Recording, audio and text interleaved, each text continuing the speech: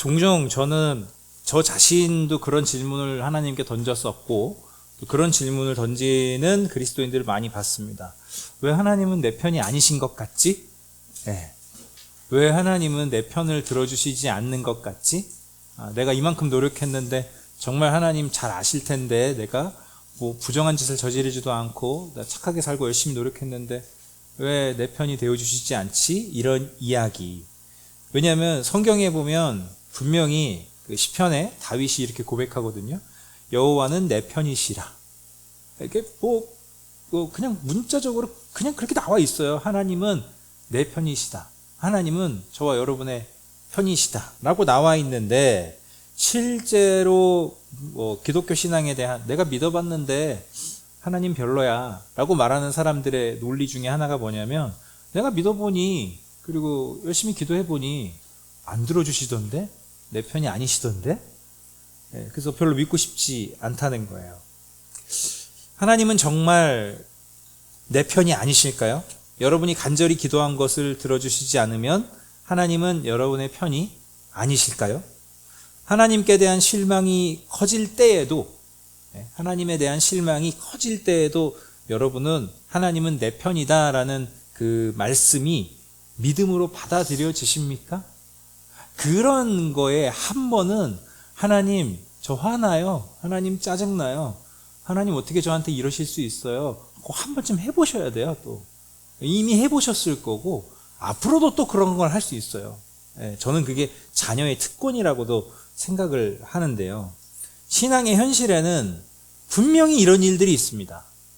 하나님은 내 편이시다라는 성경의 말씀이 전혀 지금의 나에게 적용되지 않는 것 같은 그런 일들이 일어나는데, 그럼에도 불구하고 사실은 진실은요, 하나님은 여러분 편입니다. 믿으십니까?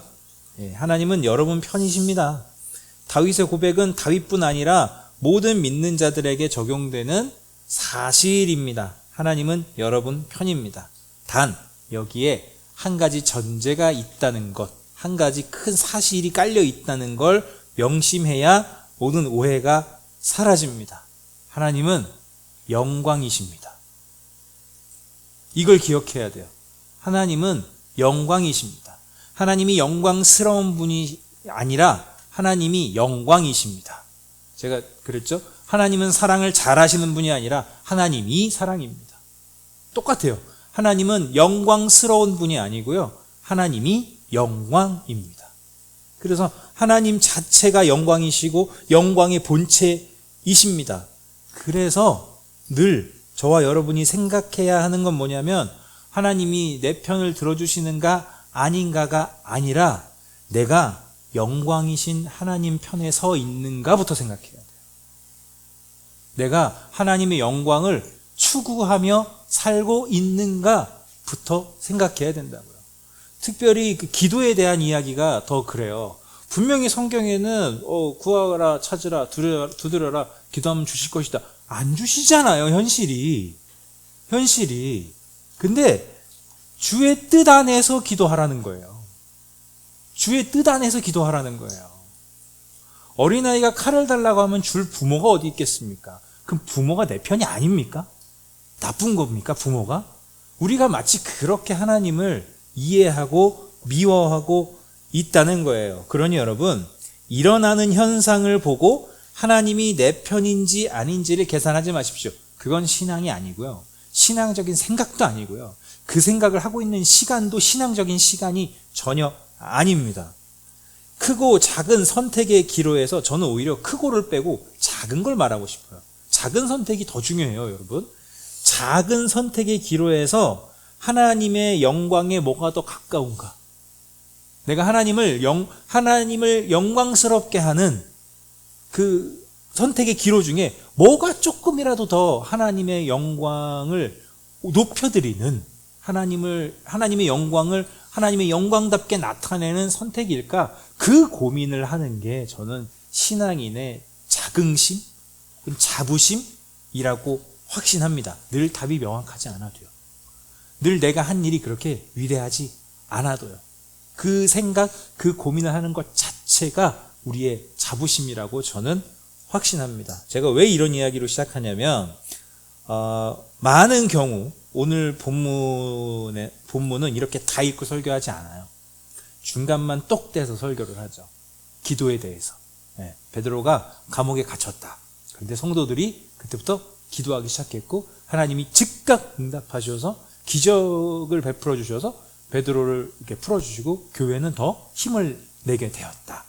그러면서 이제 대부분 설교의 주제는 뭐냐면 중보기도의 위대함. 제목들이 그래요. 그 설교 제목 자체가 그래요. 중보기도의 위대함. 기도하기를 쉬지 말라. 주제가 자꾸 기도로 가요. 근데 저는 예전부터 이 사도행전 12장을 설교를 들을 때마다 이상하게 그게 불편하더라고요. 너무 불편해요. 이 본문 전체, 12장 전체를 봤을 때 과연 기도가 주제일까? 기도하라가 주제일까? 기도하지 말라가 주제는 아니죠, 물론. 기도 위대하죠, 여기서. 그러니까 하나의 그 가지치기로 이 기도를 이야기하면 너무 그 기도의 힘을 우리가 좀 알 수 있는 거긴 해요. 그런데 본문의 주제가 기도라고 말씀드릴 수 없는 분명한 이유가 있습니다. 먼저 배경을 보자면 이런데 당시 유대왕 헤롯은 유대인들에게 인기가 없었습니다. 제가 이거 여러 번 얘기했어요.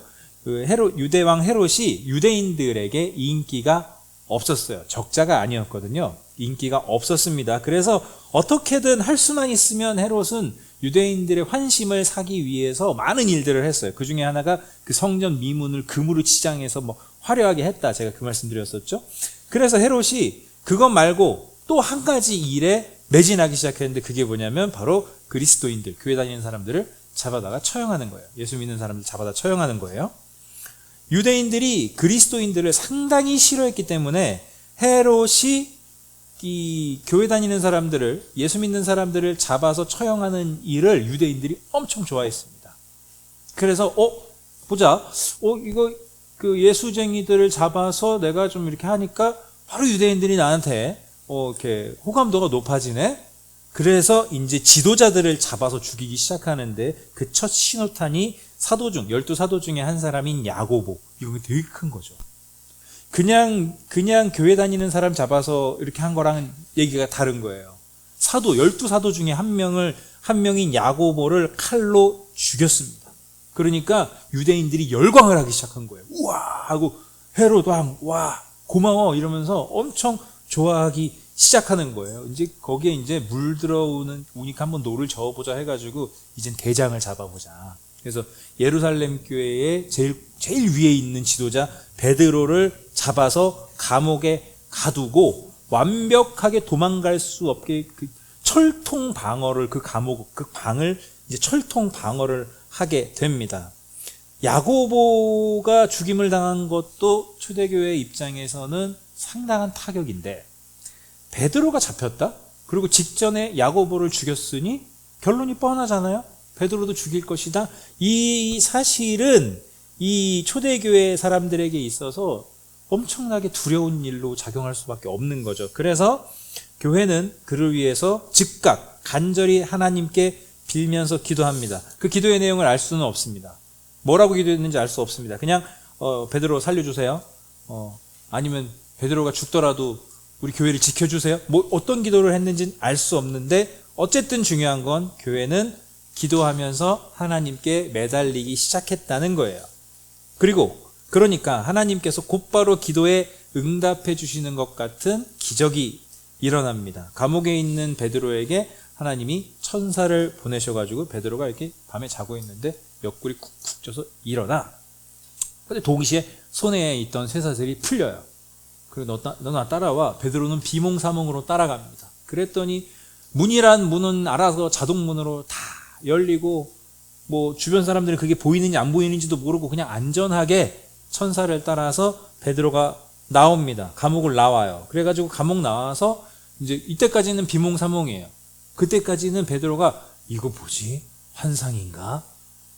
그렇게 생각했대요. 그런데 그 감옥을 나와서 이제 대로변에 딱 나오니까 그때 정신을 차리고 하나님이 천사를 보내셔서 나를 꺼내주셨구나 하고 그 길로 곧장 교인들이 있는 곳으로 가는데 그 장소가 마가라 하는 요한의 어머니 마리아의 집이었대요. 아마도 추측해보기로는 아마도 평소 교인들이 자주 모였던 장소가 아니었을까 추측합니다. 그래서 그 집에 가서 문을 두드려요. 나 베드로라고, 나 왔다고, 문 좀 열어달라고. 그 목소리를 로데라는 여종 한 사람이 듣고 달려 나옵니다. 이미 이 여종은 달려 나오면서 베드로의 목소리다 하고 확신을 해요. 들리는 목소리가 베드로니까. 근데 다른 사람들은 왜 안 나왔을까요? 기도하고 있었으니까.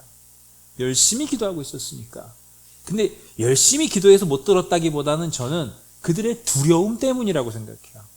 저는 그들의 기도가 두려움이 거의 베이스가 된 기도였다고 확신하기 때문에 두려움이 이렇게 두려움에 사로잡혀 있으니까 딴소리 들려요, 안 들려요? 그럴 때 안 들리잖아요. 뭔가 내가 두려운 일에 막 떨고 있을 때 딴 얘기 안 들리잖아요. 근데 여종이 혼자 나가서 듣고 문 쪽으로 달려가는데 이미 베드로의 목소리야. 그냥 문을 열어주고 오면 좋은데 문을 안 열고 너무 급해가지고 너무 기쁘니까 다시 사람들 있는데 기도하던 장소로 안쪽으로 들어가가지고 저기요 베드로 우리 사도님 돌아오셨어요. 지금 문 밖에서 지금 문을 두드리고 계세요. 그럴 때 이 사람들이 하는 말, 네가 미쳤구나. 네가 미쳤구나. 아니요, 나 안 미쳤어요. 진짜 베드로 사도님 목소리예요. 정말 맞아요. 제가 정확하게 들었어요. 그랬더니 사람들이 하는 말이, 아니야, 아마 천사일 거야. 이 말에는 뭐가 들어가 있냐면은 이미 베드로가 살아 돌아올 거라는 어떤 확신이나 믿음은 없었다는 거예요. 기도를 하기는 했지만. 그래서 베드로의 천사일 거야. 근데 이제 답답한 건 누구예요? 베드로는 이제 답답해요. 그 타이밍에. 나 왔는데 좀 열어주지 나. 혹시 또 빨리 누가 와서 나 잡아갈지도 모르는데 빨리빨리 좀 열어줘야 될 거 아니야. 그래서 계속 소리를 내니까 사람들이 진짜 목소리가 들리네? 문을 열어보니 진짜 베드로인 거예요. 그래서 베드로가 자기에게 일어난 자초지정을 설명합니다. 하나님이 천사를 보내셔서 나를 이렇게 살려주셨다. 그래서 곧장 베드로는 그 얘기를 전한 다음에 또 다른 곳으로 가요. 왜? 다른 곳에 모여있는, 이때 당시 이미 핍박을 당하고 있는 상황이었기 때문에 약간 이렇게 흩어져서 이제 그 장소들을 정해서 모였을 거란 말이에요. 그러니까 또 다른 장소로 가는 거예요. 그래서 하나님이 나를 이렇게 구해주셨다? 또 알려주려고. 그래서 베드로가 바로 다른 곳으로 갑니다.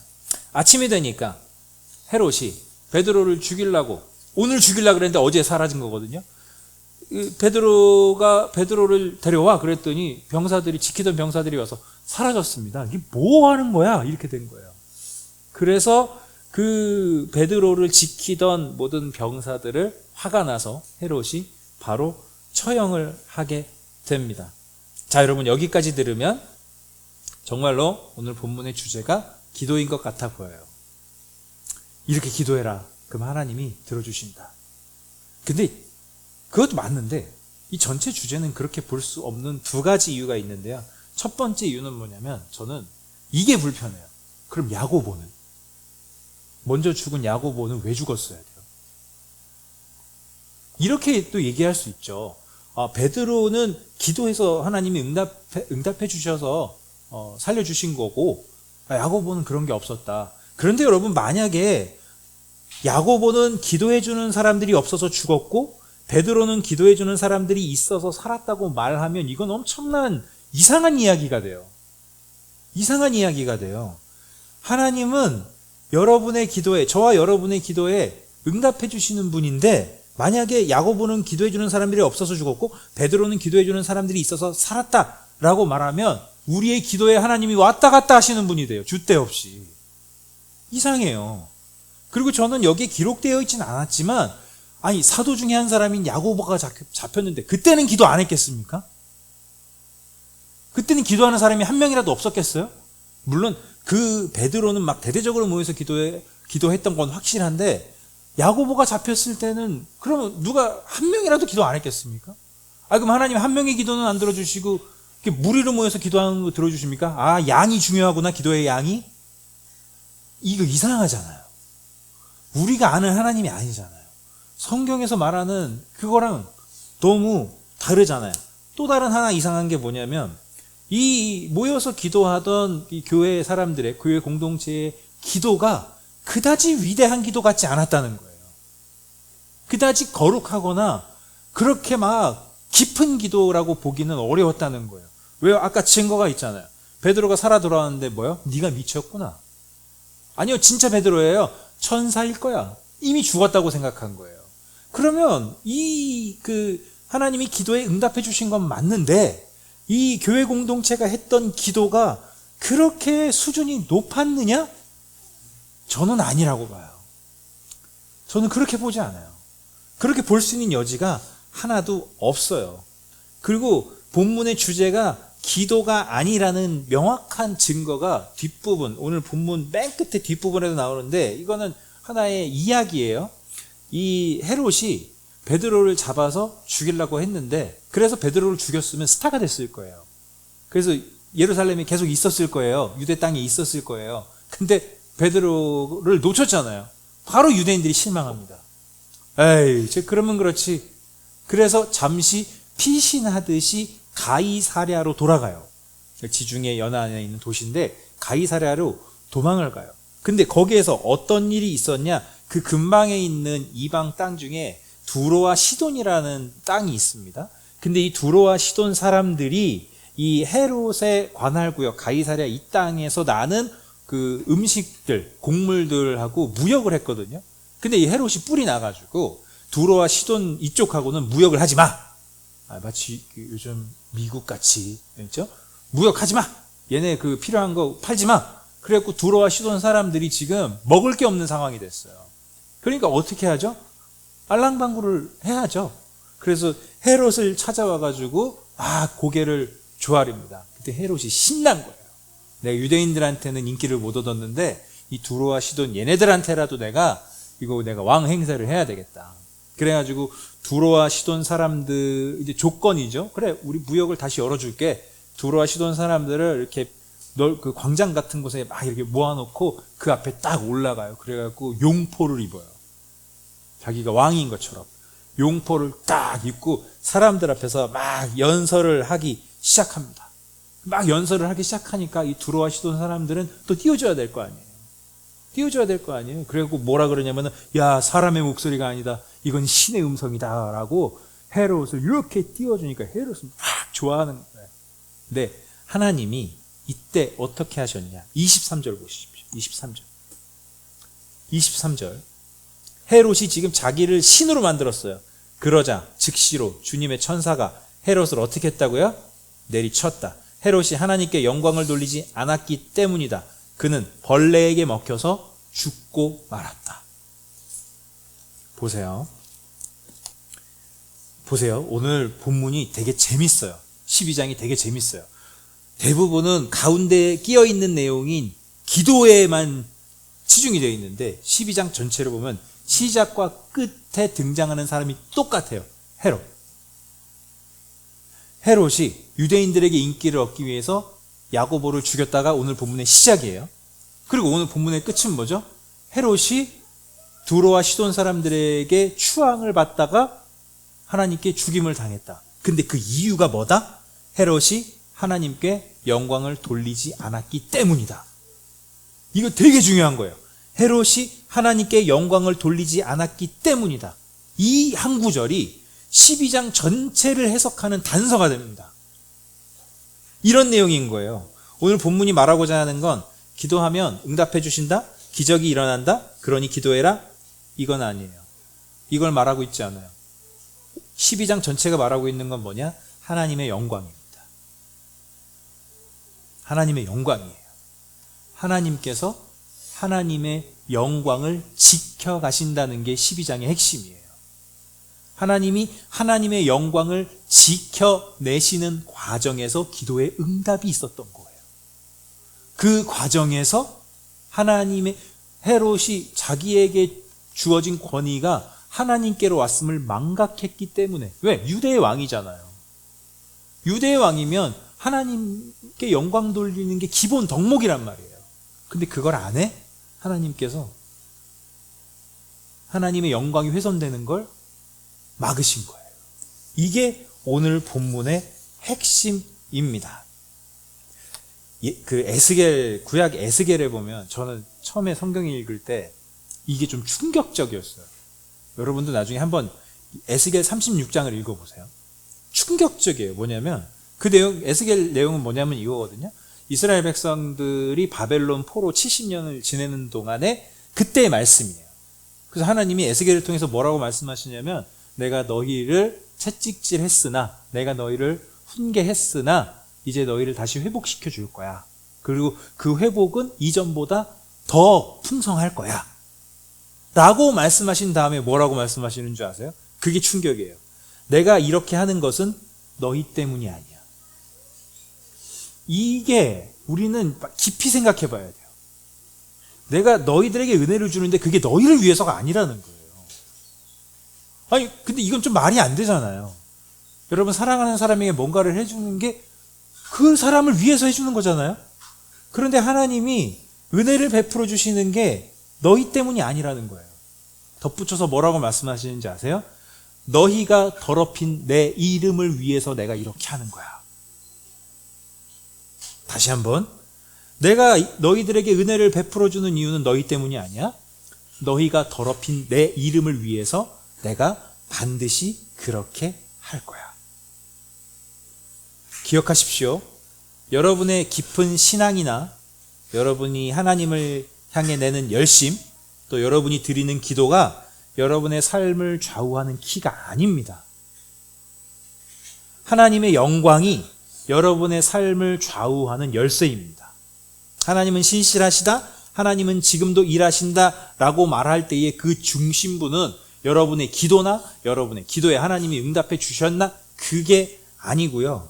하나님은 하나님의 영광을 위해 일하십니다. 어떤 사람이 하나님은 내 편이시다라고 고백할까요? 하나님의 영광을 드러내는 편에 서 있는 사람이 그 고백을 더 많이 할 겁니다. 하나님의 영광을 드러내는 삶을 살려다 보니 정말 하나님이 내 편이신 걸 더 많이 체감하게 될 거예요. 왜? 하나님과 같은 방향으로 노를 젓고 있는 거니까. 이런 것과 같아요.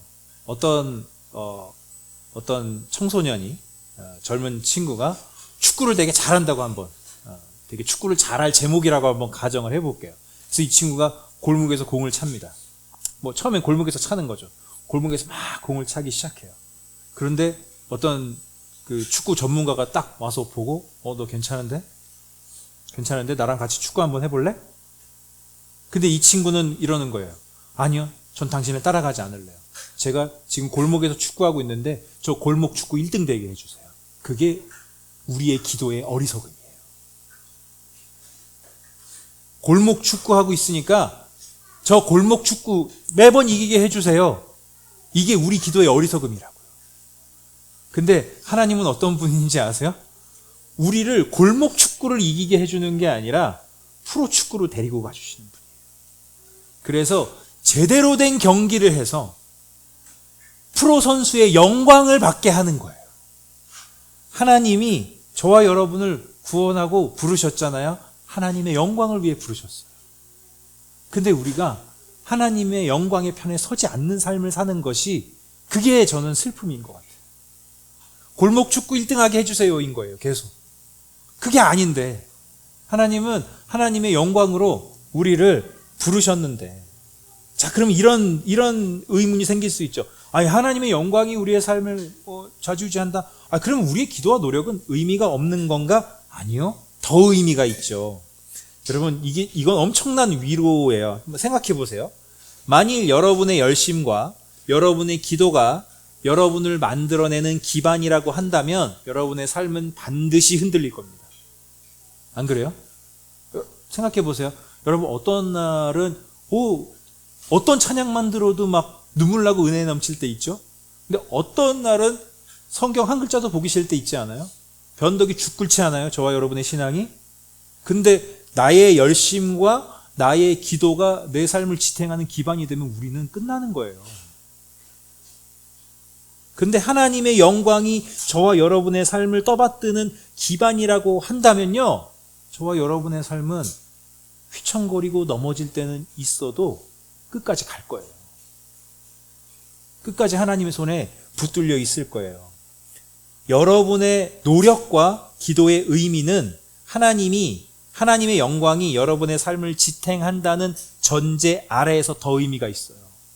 어떤 식으로든 하나님의 영광을 더 드러내도록 여러분의 열심과 기도가 하나님께 사용된다는 거예요. 그러니 더 열심히 살아야죠. 더 기도해야죠. 그게 우리의 삶을 지탱하는 게 아니라 해도 하나님께서 우리의 기도와 열심을 하나님의 영광을 더 드러내도록 받아주시니까 그 감사함으로 더 성실히 열심히 살아야죠. 그러니 여러분, 하나님의 영광이 여러분의 삶을 붙들어 매고 있다는 것을 믿으십시오. 결국에는 저와 여러분은 하나님의 영광을 드러내는 삶을 반드시 살게 될 것입니다. 지금도 그렇습니다. 그러니 큰 선택 말고요, 위대한 일이 중요한 게 아니에요. 삶의 작은 선택에서 어떻게 하면 조금이라도 더 하나님의 영광을 드러내는 선택을 할까, 이 고민을 하면서 사시기를 주님의 이름으로 축복합니다.